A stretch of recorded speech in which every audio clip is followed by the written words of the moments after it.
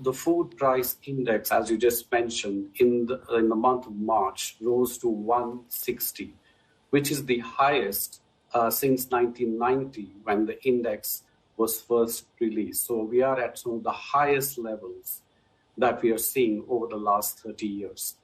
And there are several reasons for it, starting from the fact that as the world economy begins to recover from COVID, there is much higher demand for food.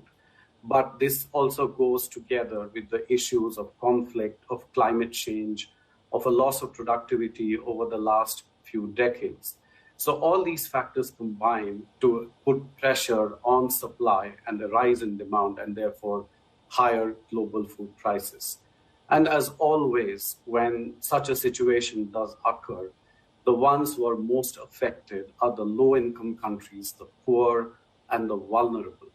So the conflict between Russia and Ukraine has actually exacerbated this situation, particularly because those two countries supply about 30% of the world's wheat. They're also responsible for most of the world's sunflower supply for oil and also for fertilizers, which are a critical input into agriculture.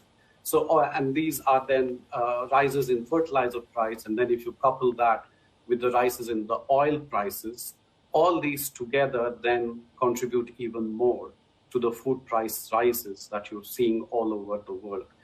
And it's particularly in Asia where countries, not all, but many of them who are import dependent or have a high level of dependency on imports, they are the ones who are suffering the most in terms of food price rises.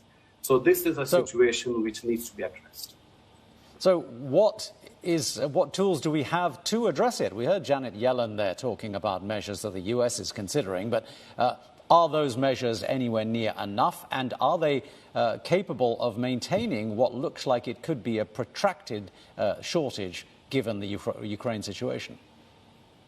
Well, we need both immediate actions and also medium-term and long-term actions. The immediate actions are to keep trade routes open and not to put in ad hoc trade barriers. There were some of these instances which happened during the COVID pandemic over the last couple of years, but they were quickly brought down as countries realized that putting in import or export barriers do not actually help.